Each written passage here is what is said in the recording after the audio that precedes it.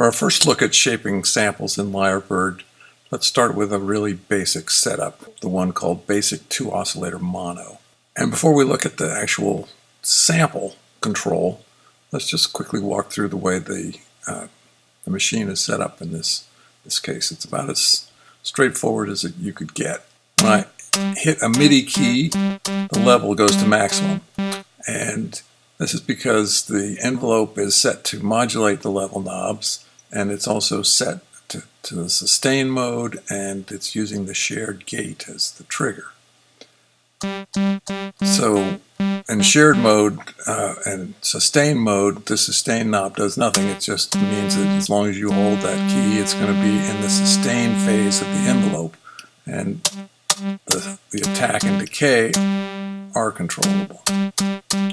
These two amplifiers come into the output section. You see they're both turned on, and I've turned the volume down fairly low so I can talk over it easily. Both oscillators are set identically with the same wave showing in the wave window. The wave window always shows the entire wave that's being played. There's no playhead that goes across them, as you might have seen in other ensembles.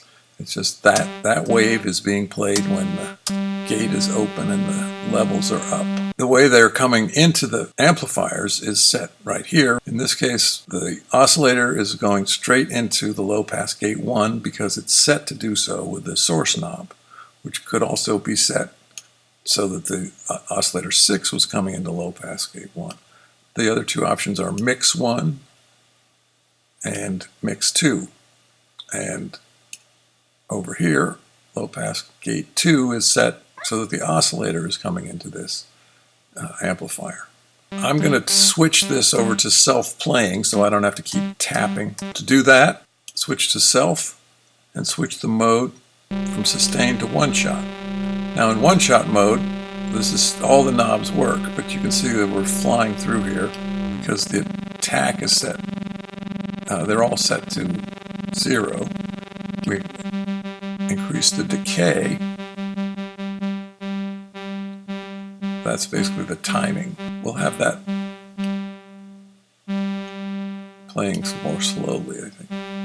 If we switch this back to share and simply crank these up, you can hear that the waves are just playing. I'm going to focus on just one of them, so I'm going to turn off the levels here on oscillator 6 and back to self. The first thing I would do with any patch to start exploring what the sample is doing would be to start with the wave knob, because what that does is it travels through the entire sample, and if there is any more sample in here besides what we're seeing, the wave knob will show it to us. I'm presuming that there is because the size is set fairly high to 512. So sure enough, as I start to scroll through the wave knob, I'm accessing different 512 size chunks of it.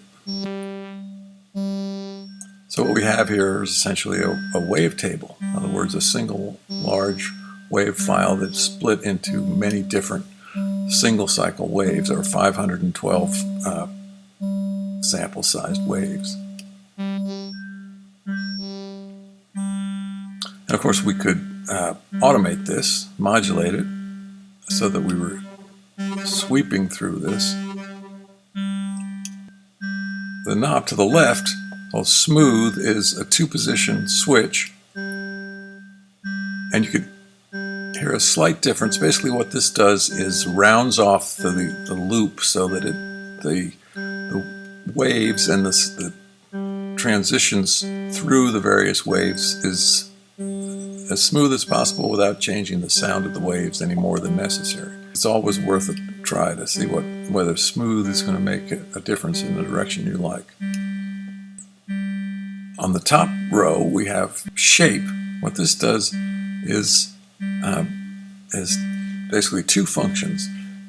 There's a built-in set of waveforms that are maybe they're samples. I don't know what they are, but they're basically hardwired in to this oscillator, and you can select between them. But when the timbre knob here is fully counterclockwise, we're hearing, basically this is a blend knob between the sample and the built-in waveforms. We could crossfade over from the sample to the first shape, which in this case is a rising saw wave. The next one up is a triangle wave. Then we have a square wave, a pulse wave, a trapezoid wave, and a falling saw wave. When the timbre knob is set anywhere except all the way clockwise, as I said, we're blending into the sample. But what the wave is, these waves are also doing is they're determining the direction of the way the sample is played. So when it's set to a rising saw wave, basically the sample is being played from front to back. It's in a straight linear line. When it's set to triangle, it's being played forward and backwards. And when it's set to square or pulse, you can barely hear it. There are very few settings where you can actually hear how this is playing a sample. We get to trapezoid. This is basically a sort of a truncated triangle wave, the top chopped off.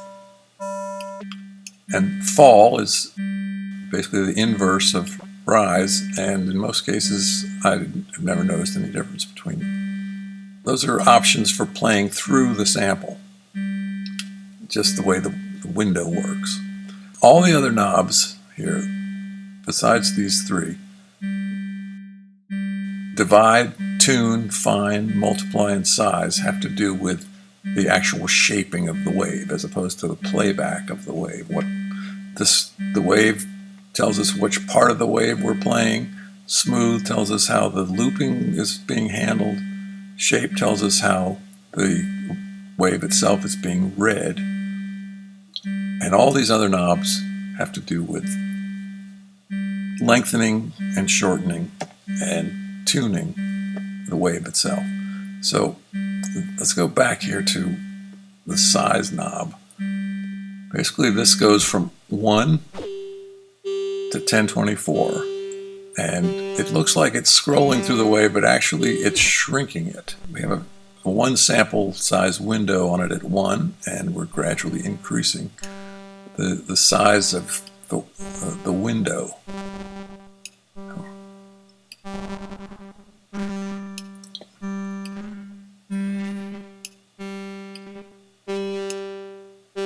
So we're not changing pitch really, although that sounds like it's a higher octave.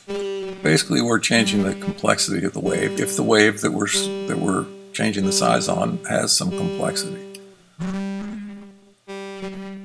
If we go back to the original setting 512, we can then note that the multiply knob has been set to 0.5. In other words, it's dividing this in half to get 256.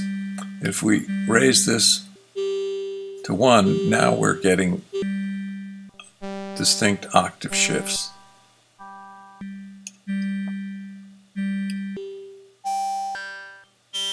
We're also packing more wave into the window.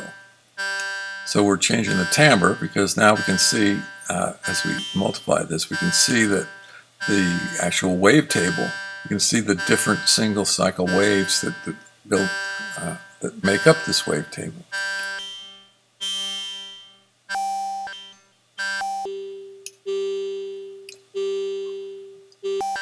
But of course, in every situation, in every setting of the multiply, we can also change the size of the wave, and we don't have to stick to multiples of 64. Whenever we get anything we like, we can then adjust the tuning over a 10 octave range with the tune knob. And get to 5 there. and a 4-octave range with the fine tuning.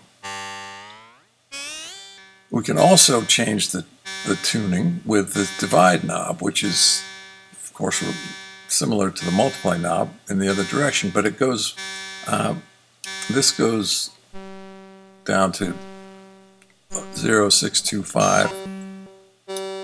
The divide knob goes down in octaves, but it goes way down into the non-audible range so that we can convert these waves to LFOs. The wave that we're looking at is the one that comes with the Lyrebird package in the samples folder. It's the one called default wave. Each window here is, including the pulsar window, is showing that same wave. And you'll notice that the controls for oscillator 6 are exactly the same, right around the window. But you'll see several of those same knobs down here in the pulsar: wave, size, and multiply. Wave, size, multiply. These are exactly the same. So this size here is set to 512, just the way this was when it was. Let's reload this. The wave is set to a different wave here.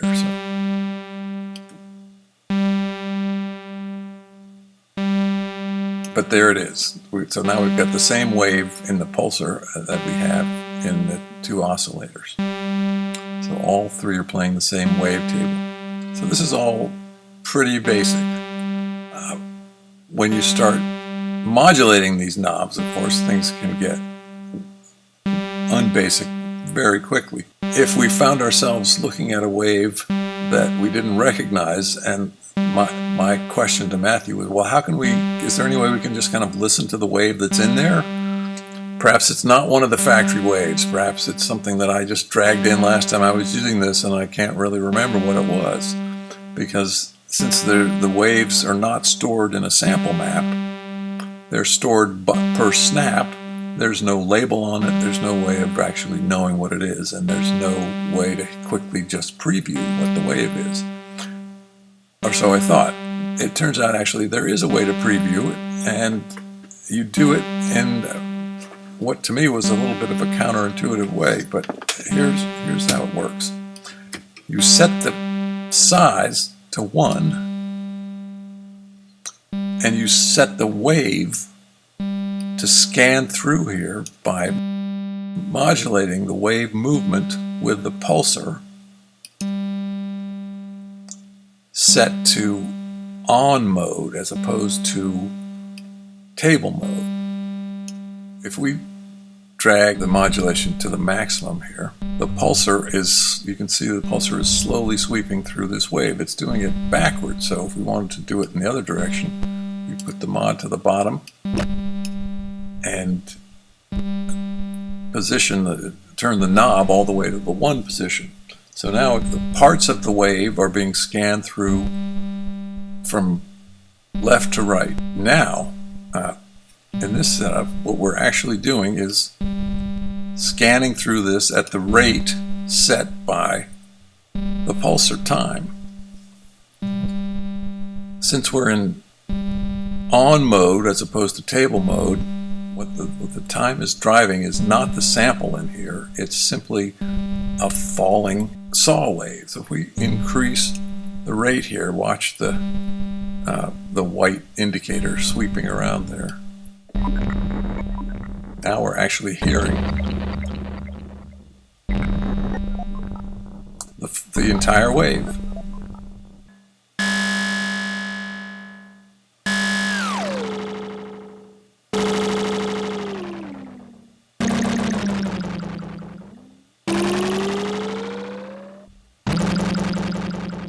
So let me drag in another wave.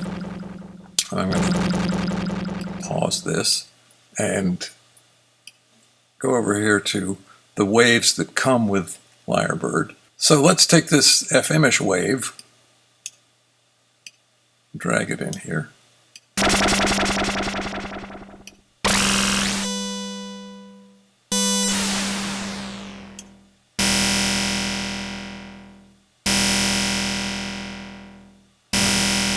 Turn this so that it's constantly on.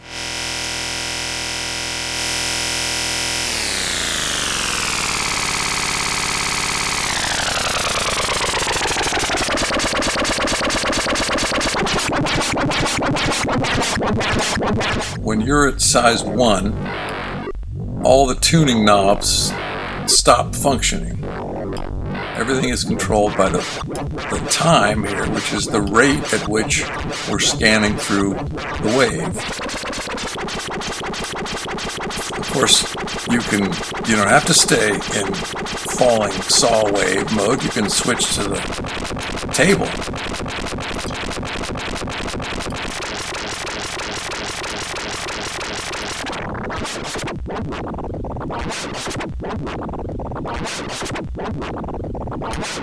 And notice how the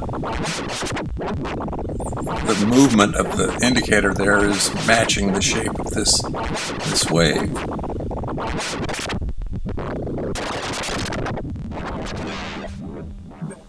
So what happens when we move above size, a single cycle size? Well, I'm not a math person, but my sense is that by changing the size of the window here, we're simply skipping through the wavetable at a different rate. The interesting thing is that as soon as we start to move away from 1, we start to get into a zone where the tuning knobs start to work. We're not quite there yet.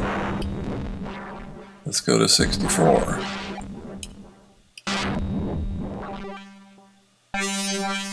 There we go.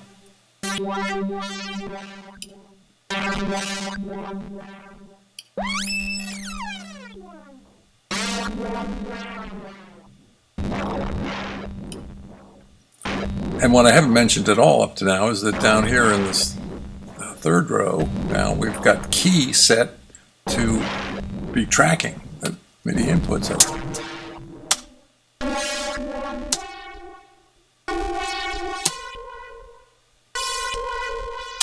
it. Key tracking doesn't do anything in size 1 because it's a tuning function, and none of the tuning functions work at that size. But as we move up,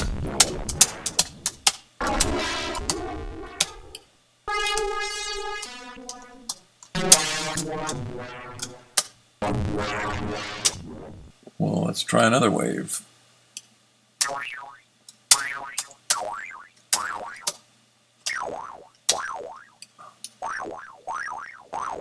Set it back to self-triggering.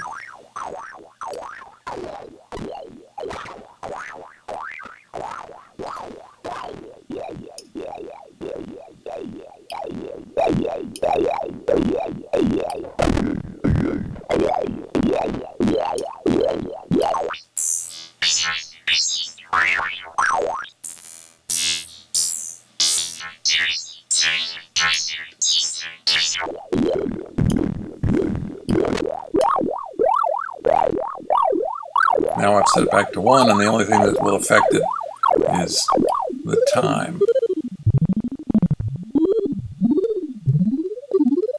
So I think you can see how this Lyrebird is basically a device for microscopically exploring whatever is inside any wave that you can drag into it. Okay, let's look at a more complicated example. So this is set up essentially like the basic 2 oscillator mono in terms of the oscillators going through the amplifiers. Shape is set to rise, and we can see that the wave and the size knobs are, both oscillators are being modulated. We're scanning through the wave as determined by number 2 and number 7. But I'm going to turn that off. Double right click. Again, let's concentrate just on one of these oscillators. I'll pick the mod oscillator and turn off the level for the oscillator source. So we can hear, I think that there's some kind of voice going on there, but we're scanning through it in an odd way, and we've got various tunings applied to it. Let's do what we did last time and set everything to 1 and make sure that there's no modulations going on there. And we're set to on here, so we're using the falling saw wave, not the wave shown here. Envelope is one of the modulators set here, so there we go. I'm going to set this to the pulsar and do just what we did before, which was turn the knob all the way to 1 and the modulation to maximum. Então seja bem-vindo, cá estamos, tradição com nutrição sempre. Então seja bem-vindo, cá estamos, tradição com nutrição sempre. So there it is. That's the original sample. Então seja bem-vindo, cá estamos, tradição. Can't really tell whether that's the right tuning for it. Então seja bem-vindo, cá estamos, tradição com nutrição sempre. Então seja bem-vindo, cá estamos, tradição com nutrição sempre. Então seja bem-vindo, cá estamos, tradição com somewhere in there.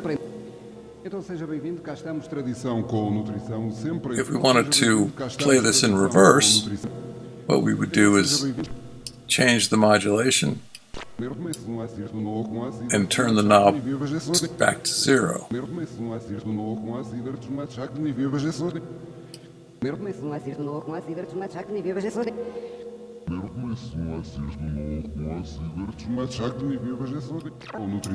Back to forward.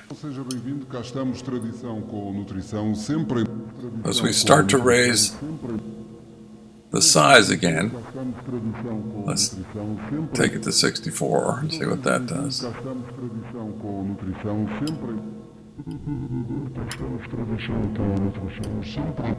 So we can almost get it back, and we can set it to key.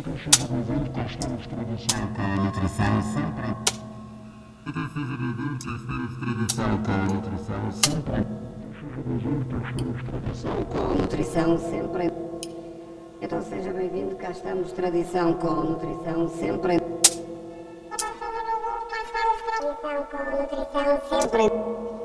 Então seja bem-vindo, cá estamos,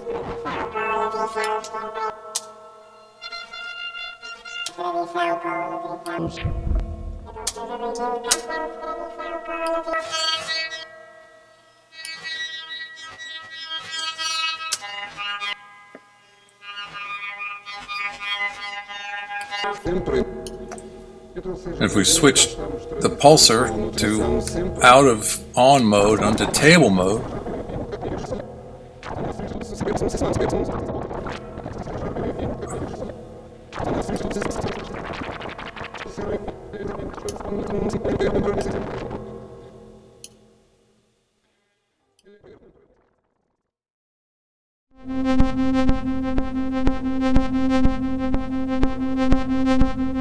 what I've set up here is the same patch between stations, but in this case I've dragged in an AdventureKid waveform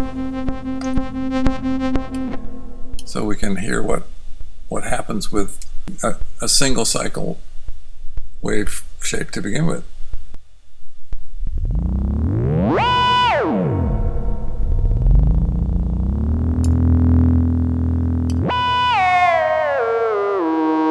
So again, just playing with the rate at which we're scanning through here. None of these tuning knobs are doing anything. The level knob here is being modulated. So there's the steady state for the level.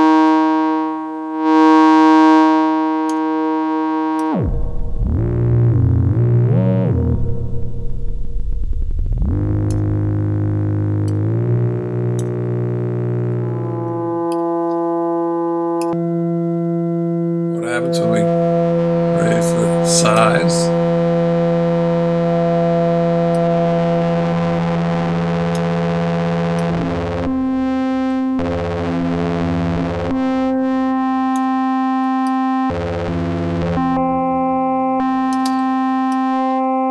Looks like we've reached the limit of its size there, so if we divide it, we can find a little more room to play around in there with it.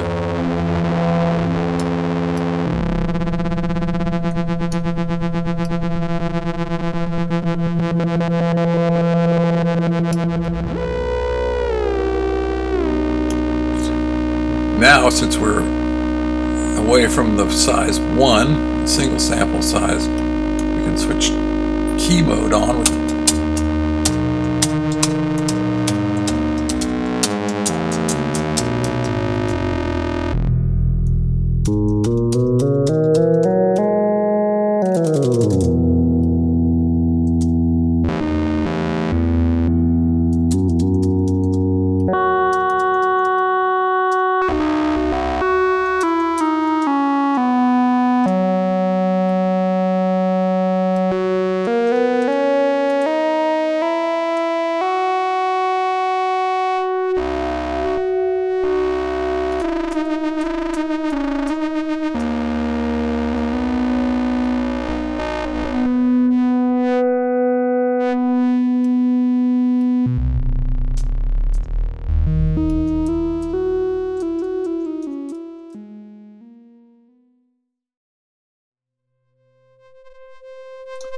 In this case, I've set the mode to table and found, if we go to on here, you hear that clicking when it gets to the end of the ramp. You can turn smooth on and it changes the timbre a tiny bit, but you still hear that clicking. So if we switch to table and set the table to basically a sort of a smoothed out triangle, we get rid of the clicking and altogether because everything has been rounded off a bit. One of my favorite factory ensembles in Reaktor is Nanowave. And the thing that's interesting about it in this context is that if you extract the audio files from the sample map that comes with Nanowave, you basically get a collection of about 40 different waves, all of which are exactly the same length. What we're doing here is back to our size 1, using the pulsar set to on mode, so we're basically just scanning through this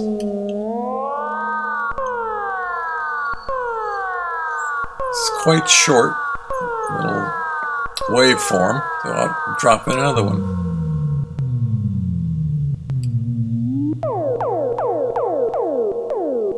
Here's an alternative.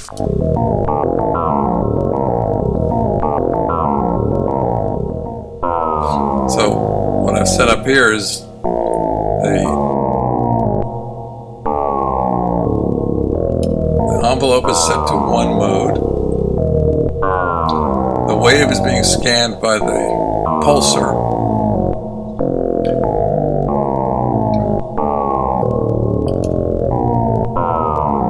But the time of the scanning is being modulated by the sequencer.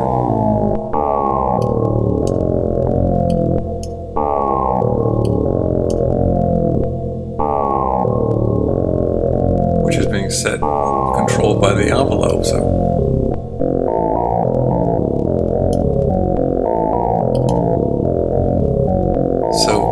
you see that I have the source for the sequencer set to the envelope, and it's set to one-shot mode, so it's going through these various settings at the rate set by the decay knob here. And the different settings here are shifting the timing of the pulse going through this nanowave at size 1. So, in other words, we can set this to size 1 and get some pitch control, because we can, of course, modulate every knob with any other source.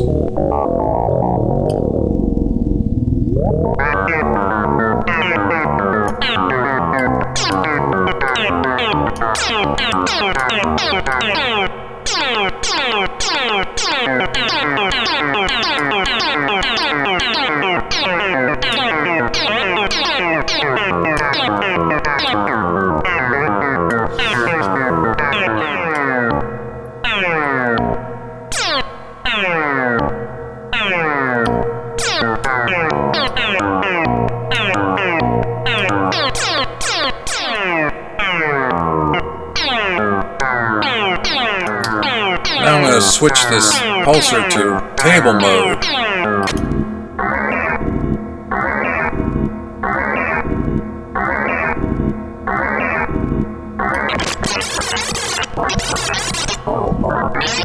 Still only set to size 1.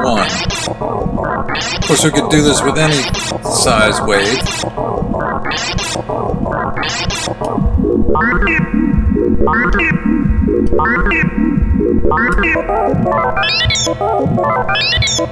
Just dragging in different waves from nanowave.